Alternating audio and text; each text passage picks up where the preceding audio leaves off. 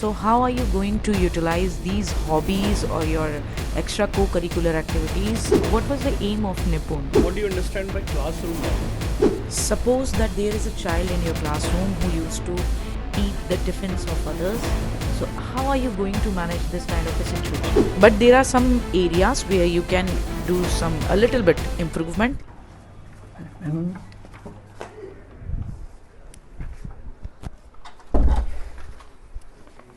Yes, it. Have a seat, Peter. Thank you, ma'am. Okay. Good morning, sir. Good morning, ma'am. Good morning. So what is your name? My name is Shubham Khurana. Okay. What is the meaning of your name, Shubham? It means auspicious and a winner. Okay. Yes, ma'am. Means auspicious. Yes, ma'am. Okay. Your education is from CBSE. Yes, ma'am. Okay, very nice. You have secured very good marks in intermediate as well as in BSc also. Thank you. DLED, CTET is also qualified with well marks. 135 out of 150. Very nice. Thank you, ma'am. Okay. So Shubham ji, Yes, ma'am. introduce yourself. Ma'am, good morning, ma'am. Good morning. Ma'am, my name is Shubham Khurana and I am from district Amroha, Uttar Pradesh, from where I have done my schooling and graduation. And I have passed my high school and inter from Little Scholars Academy. And I have done my graduation from JSH Hindu PG College, Amroha. And I have passed my DLED from District Institute of Education and Training, Hapur. And I have qualified CTET in January 2021. And I have a basic knowledge in computers too. That's all about my qualification. And my hobbies are yoga and sports, specifically cricket, football and tennis. Okay. And my main motive of being teacher is that I have to do something at a broader level. And in my opinion, teaching is the best profession through which I will achieve my aim. Okay, Shubham, tell me, how would you be able to utilize your hobbies in teaching?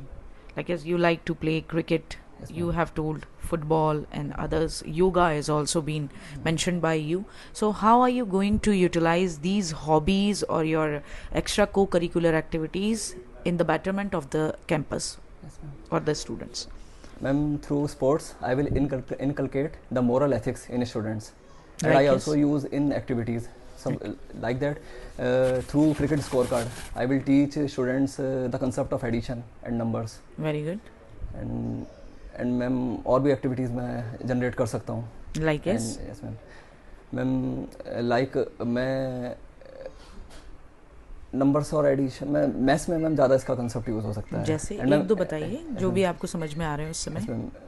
Ma'am एक EVS की बता देता हूँ. हाँ, बिल्कुल EVS में ma'am जैसे ma'am sportsmanship एक कंसेप्ट होता है. तो बच्चे अगर जैसे उन्हें कोई मैं उन्हें प्लेयर्स के बारे में बताऊंगा और वो प्लेयर उनका रोल मॉडल बन जाता है, तो फिर उनके अंदर मॉरल एथिक्स डेवलप हो सकते हैं. जैसे कि स्पोर्ट्समैनशिप से वो ब्रदरहुड की भावना सीख सकते हैं. फ्रेटर्निटी आ सकती है मैम. ये फीलिंग जनरेट हो सकती है उनके अंदर. तो Okay, companionship and that teamwork. Yes, ma'am. These things you will inculcate. Jealousy की उसमें जो एक फीलिंग आ जाती है वो भी इससे रिमूव कर सकते हैं. Okay, Shubham, I just want to ask that suppose that there is a child in your classroom who used to eat the tiffins of others. Yes, ma'am. So how are you going to manage this kind of a situation? You are the class teacher and one day most of the students, they continuously complaining about that, and one day you found yourself that particular child was having the lunch of someone else. Yes, ma'am. So how are you going to face this situation? Ma'am firstly तो ma'am मैं monitor करूँगा कि कहीं ऐसा तो नहीं है कि जो चाइल्ड को लंच में जो वो घर से ला रहा है वो उसे पसंद ही नहीं है वो लंच. तो मैम अगर ऐसा है तो मैम अब आजकल तो मैम डिजिटल इंडिया हो गया, तो मैम व्हाट्सएप के ग्रुप्स भी बन जाते हैं स्कूल में. एज मेरा एक फ्रेंड है केवी में, मुझे उसने बताया है कि उसके स्कूल में ऐसे व्हाट्सएप के ग्रुप बना रखे हैं.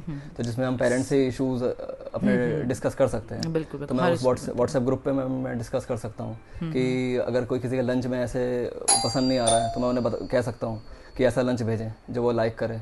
मे बी ये इशू. और अगर मैम कोई और रीज़न है इसके पीछे तो मैम मैं उस चाइल्ड की काउंसलिंग करूँगा खुद से ही और उसे समझाऊँगा कि ये गलत है. अगर आपका टिफ़िन कोई ऐसा खा ले तो आपको कैसा लगेगा एंड ऑल. तो मैं ऐसा समझा भी सकता हूँ. शुभम जी, आप सीटेट में बहुत अच्छे मार्क्स हैं आपके, मैंने देखा. और आपने मेंशन भी किया that you got passionate about being a teacher. So what is that one thing which clicked you at that time you decided that you want to be a teacher? Sir okay sir after twelfth मैंने अपनी colony में जहाँ मैं रहता हूँ वहाँ पे मैंने वहाँ के हमारे पंडित जी उनके सर बच्चों को फ्री एजुकेशन दी थी। तो सर उस टाइम पे मुझे पहली बार लगा कि मैं टीचिंग फील्ड में भी कुछ कर सकता हूँ, क्योंकि मैंने उन्हें जैसे एक्टिविटीज़ के थ्रू उन्हें समझाया था एंड बेसिकली मैंने उनकी इंग्लिश स्ट्रॉन्ग की थी, उन्हें इंग्लिश ग्रामर। तो सर वो उनके समझ में आ गई थी। मैं बहुत फोकस्ड हो गया और सर फिर मेरे अंदर खुद moral ethics during DElEd develop हुए, जहाँ की मैंने जाना कि मैम टीचिंग एक जर्नी है जहाँ पे हम एक चाइल्ड के डेवलपमेंट को मॉनिटर करते हैं उस दिन से जब वो एंट्री कर रहा होता है स्कूल से, और उस दिन तक जब वो सक्सेसफुल होकर हमारे मतलब कंट्री के बेटरमेंट के लिए कुछ करता है। तो मैम एक बहुत ही सेंस ऑफ प्राइड और मुझे प्राउड मोमेंट फील होगा अगर मैं भी कुछ ऐसा कर पाया तो। और मैम एट लास्ट मैं एक फाइनेंशियल असिस्टेंस भी अपनी फैमिली को प्रोवाइड कर सकता हूँ इसके थ्रू, और मैं अपना एम भी अचीव कर सकता हूँ। Okay, so what do you understand by classroom management, and can you just highlight a few factors to manage the classroom efficiently? Sir classroom से सबसे पहले मैनेज करने में मैं प्रॉब्लम बता रहता हूँ आपको। प्रॉब्लम वहाँ आती है जैसे हम कोई एक्टिविटी बच्चों को करवा रहे हैं तो उसमें डिसिप्लिन इश्यूज आ सकते हैं कि लाइक मैं जिनको इन्वॉल्व कर रहा हूँ, जैसे मैं रोल प्ले करा रहा हूँ तो वो तो सही है, लेकिन जो नहीं है उस रोल प्ले में इन्वॉल्व सारे, तो वहाँ पे इश्यूज आ सकते हैं। तो मैम मैं ऐसे में ये कर सकता हूँ कि मैं उन बच्चों के पास ही जाके अपनी सीट प्रेजेंट मतलब बैठ सकता हूँ वहाँ पे जाके, और मैं भी उनके साथ देखूँ और उन्हें भी मोटिवेट करूँ कि देखो ये कैसे कर रहा है, और मतलब ऐसे उनके साथ मैं भी बच्चा बन जाऊँ उस टाइम पे, मैं कि ये कर सकता हूँ। एंड मैम एंड सर अगर कोई और इशू आ रहा है जैसे, तो sir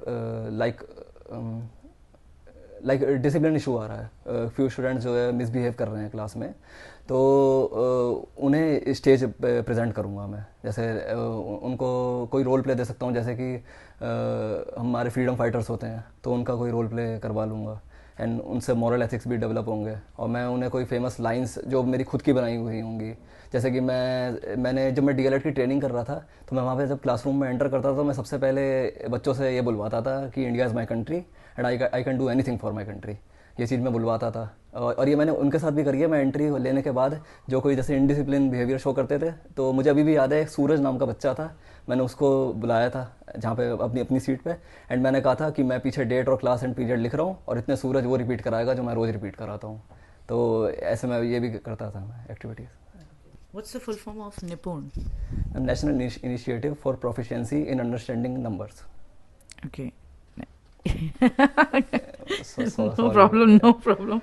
Understanding and numeracy. So Numeracy. what was the aim of Nipun? And the main aim of Nipun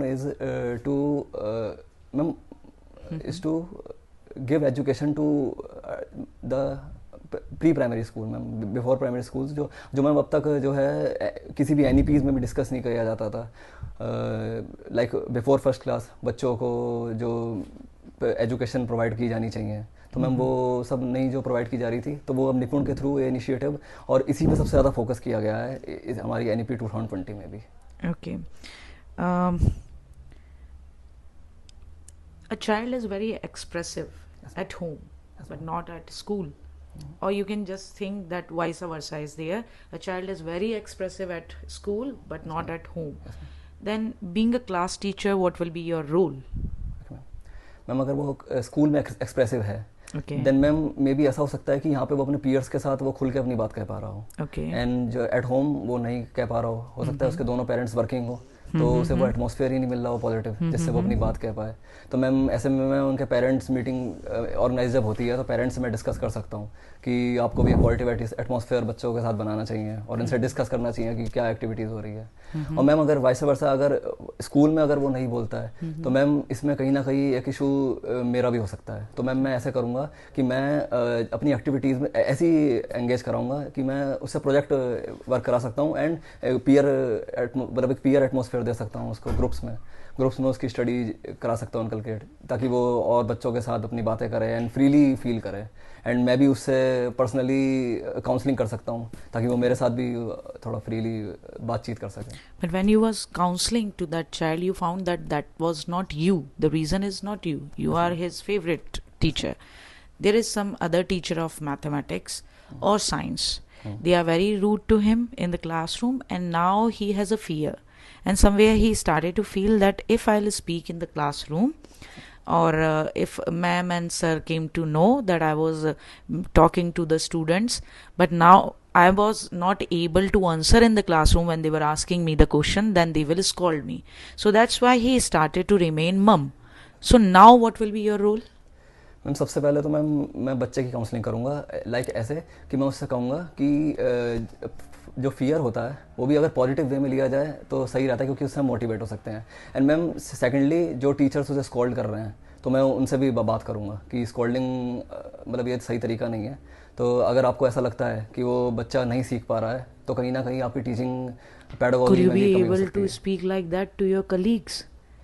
Will you be able to speak like that to your colleagues? Don't you feel that it will create a clash in the staff room? Yes, ma'am, my tone is harsh, I know. But ma'am मैं आराम से मतलब कह सकता हूँ कि may be आप अपनी टीचिंग स्ट्रेटजीज को चेंज करके देखिए. Do you really feel that a teacher can speak like that आप अपनी टीचिंग स्ट्रेटजीज को चेंज करके देखिए. चलिए इसको छोड़ते हैं. एक लास्ट क्वेश्चन मेरी तरफ से. आप बोल रहे हैं कि आप ऐसा करेंगे, लेकिन आपके जो टीचिंग का एक्सपीरियंस है सो फार, क्या कोई ऐसी सिचुएशन अभी तक आई है और आपने ऐसा कुछ किया है? सर अभी तक तो नहीं किया सर. ड्यूरिंग माई ट्रेनिंग ऐसी सिचुएशन कोई आई नहीं है मेरे सामने. क्योंकि सर मैंने जिस स्कूल में मुझे ट्रेनिंग मिली थी ड्यूरिंग डीएलएड, तो उस स्कूल में बस एक प्रिंसिपल थे, कोई टीचर नहीं था डिप्लॉयड. तो हम ट्रेनी जो थे वही जाके वहाँ पे. आपने फेलो ट्रेनीज के बीच में आपने किसी को, मतलब इट्स नॉट लाइक एक कॉन्फ्लिक्ट हुए हो, क्लैशेस हुए, आपने किसी को ऐसे ही बता दिया हो कि आप इसको ऐसा कर सके, अच्छा कर सकते हैं, आपने किसी को मोटिवेट किया हो अपने डीएलएड के आपके जो ट्रेनीज थे साथ में? यस सर, ये किया हुआ है सर मैंने. तो सर एक पॉजिटिव एटमॉस्फेयर जनरेट करके सर उनसे वो मेरे फ्रेंड्स भी थे, तो सर वो उनसे मेरी सिंपैथेटिकली वो मेरी बातें सुनते भी थे, और तो उनके साथ मेरा पॉजिटिव रहा है एटमॉस्फेयर बात करते हुए. ठीक है. Okay. Last question. I just want to ask that in the schools we generally see, whether it's CBSE, whether it's renowned school like KV, or we can say Navodaya, everywhere, that now the schools are co-educational, है ना? But in the classroom we used to see that there is a different row of girls and a different for the boys. So do you really feel, is it okay, it's somewhere is fulfilling the purpose of co-education, this sitting arrangement? No ma'am. No. So how can you just change that? Or that can be, according to you, what will be the real meaning of co-education? And if you don't like this kind of a sitting arrangement, then how are you going to implement that when you will become teacher? How will you convince the principal, your co-teachers, as well as the society and the parents? इसका जवाब मेरे को अच्छे से देना आप. Ma'am सबसे पहले तो sitting arrangement should be like one boy and one girl. और एंड मैम मुझे पता है कि इसमें प्रॉब्लम्स आएंगी, मुझे फेस करनी होगी, पर मैम अगर हम ऐसा नहीं करते हैं तो कहीं ना कहीं ये को एजुकेशन स्कूल की जो फिलॉसफी है ये उसके अगेंस्ट होगा ये. तो मैं ऐसे प्रिंसिपल सर को डिफेंड कर सकता हूँ अपने पॉइंट को कि यही वजह है कि जो हम बच्चों को अलग अलग बिठा देते हैं, बॉयज़ को और गर्ल्स को, फिर मैम वही स्टीरियोटाइप उनके अंदर भी बन जाता है कि, और मैम वो पॉजिटिव एक एटमॉस्फेयर नहीं बन पाता है. और मैम अगर हम ऐसा करेंगे तो बच्चे बचपन से ही यूज टू हो जाएंगे, और जो हम आगे जाके देखते हैं कि उनमें मॉरल एथिक्स की कमी आती है बड़े होने के बाद, तो वो नहीं आएगी मैम एक तो. और वो बचपन से ही वो उस एनवायरनमेंट से यूज टू हो जाएंगे कि लाइक एक बॉय और गर्ल कंफर्टेबली एक दूसरे से बातें करेंगे. एंड इससे मैम जेंडर गैप भी कम होगा. लाइक जब बॉय और गर्ल एक साथ बैठेंगे और वो हम पढ़ा रहे हैं तो वो हो सकता है कि कुछ ना कुछ किसी वर्क में एक दूसरे के साथ कोलैबोरेट करें, तो मैम उससे एक जो जेंडर स्टीरियोटाइप है बच्चे का जो माइंड सेट बन जाता है वो भी मैम कहीं ना कहीं टैकल होगा. तो ये भी हम समझा सकते हैं अपने कलीग्स को और प्रिंसिपल्स को. और मैम पेरेंट्स मैम उसके लिए मैम हम जैसे पेरेंट्स मीटिंग जब होती है मैम, आपने एक वो सुना होगी ma'am term parent teacher association होती है, पीटीए मैम. तो मैम जब वो होती है मैम, उसकी जो मीटिंग होती है तो मैम उस दौरान हम पेरेंट्स की भी ये चीज़ उन्हें बता सकते हैं कि एक इसमें मैम गर्ल्स को भी एक आगे बढ़ने का मौका मिलेगा. वरना ऐसा समझा जाता है कि मतलब गर्ल्स को कई बार ऐसे इसी इशू की वजह से आगे पढ़ाई भी नहीं करने दी जाती है. मतलब लोग ये सोचते हैं कि गर्ल्स बॉयज़ के साथ मिलकर रॉन्ग एटमॉस्फेयर बन जाएगा. तो ये जो एक स्टीरियोटाइप बना हुआ है इसको रिमूव करने के लिए भी पेरेंट्स के साथ मतलब बातचीत की जा सकती है, एंड उनके सहयोग से ऐसा किया जा सकता है। ठीक है, आपने बताया कि आप 1 का फॉर्मूला यूज करेंगे, राइट? Yes, sir. एक 1 boy and 1 girl in sitting arrangement. Yes, sir. So if I'll say that we put 2 girls and a boy, and it is a three a sitting desk, what do you think that what changes can be there? You know, while I am trying to understand 1 boy and 1 girl sitting arrangement, and I am trying to understand 1 boy, 2 girls, or 2 boy, 1 girl sitting arrangement. What could be the difference? Can you think of anything? उसमें कोई difference नहीं आएगा, may be sir. Difference तो नहीं आना चाहिए क्योंकि sir दोनों जेंडर के साथ में बैठ रहे हैं, उसमें भी है। But don't you think that 1 plus 1 is mutual exclusivity? Yes, sir. And they do not have any option to not talk with the fellow one, you know, because they only have one option to talk. But when you are posing a group of 3, now they have 2 options to talk. Maybe they can talk to boy, maybe they can talk to a girl. It'll be a more open environment, right? Yes, sir. Sir अगर ऐसा issue आता है कि कहीं पर sitting arrangement ऐसा ही है कि मुझे 3 स्टूडेंट्स को एक साथ बिठाना पड़ जाए, तो सबसे पहले तो मैं एक बॉय और एक गर्ल के साथ सर कोई ऐसे बच्चे को बिठाऊंगा जो या तो क्लास में कुछ इनडिसिप्लिन बिहेवियर कर रहा हो, तो उसे बिठा सकते हैं हम, ऐसी किसी गर्ल को भी। और या फिर कोई जिसे स्टडीज़ में कुछ लैग आ रहा हो, तो उसको भी हम इनकलकेट कर सकते हैं अगर ये 3 स्टूडेंट्स का कहीं आता है इशू। तो मतलब मुझे 3 स्टूडेंट्स एक सीट पर बिठाने पड़ जाते हैं। But what do you think? Which is the better approach? Sir, I think the second one. With 3 options, Yes, right? sir. Okay. So, what do you understand by FLN? So it means fundamentals in learning in language and numeracy. In language and numeracy. Yes, sir. And what is your opinion about this initiative that this has been mandated? So, what do you think about that? Sir ये अभी मैं जैसे मैंने बताया था ma'am को भी कि NEP 2020 में सबसे पहले इसकी बात की गई है, जो अब तक ECC पे नहीं फोकस किया था किसी भी NEPs ने। तो सर इसकी इम्पोर्टेंस इतनी है कि जैसे अब बच्चा प्राइमरी स्कूल्स में एडमिशन ले रहा है, तो सर पहले जब वो फर्स्ट क्लास में आता था तो मतलब टीचर्स को भी उसे एक टाइप से प्रिपेयर करना पड़ता था दोबारा एजुकेशन, मतलब स्टार्टिंग जो होती है। और आपने देखा होगा ऐसे कॉन्वेंट स्कूल्स में वो पहले नर्सरी एंड KGs पढ़ता है, तो और वहाँ पे वो जब फर्स्ट में आता है तो वो प्रिपेयर्ड आता है, उसे बेसिक न्यूमरेसी एंड नंबर्स की एक समझ हो जाती है, तो टीचर्स के लिए भी कॉपी पढ़ना आसान हो जाता है, तो इसलिए ये ज़रूरी है sir. That's it. Thank you. If we talk about the positive points overall of your demo as well as of your interview, confidence is superb, आपकी नॉलेज भी अच्छी है, आपको जो एक्टिवली बच्चों को इन्वॉल्वमेंट करने वाली जो चीज़ें हैं, मतलब सिचुएशनल बेस्ड क्वेश्चंस आप उन्हें बहुत अच्छा डील कर रहे हैं, सब कुछ अच्छा है, कहीं कोई दिक्कत नहीं है। And during your that you know teaching का जो आपने डिप्लोमा किया है, उस दौरान आपकी जो नॉलेज बनी है टीचिंग की वो भी बेहतरीन है। And somewhere I found that you are very honest towards this job. Acha, but there are some areas where you can do a little bit improvement, like as full forms, है ना, the Nipun, FLN, whatever are the full forms, please go through that. Okay. And whatever the programs which are being started by the government, especially related to NEP and to boost up the education system, just give a glance over them, है ना, before a day, ध्यान जरूर देना, क्योंकि अगर पूछ लिया तो थोड़ा दिक्कत हो जाएगी।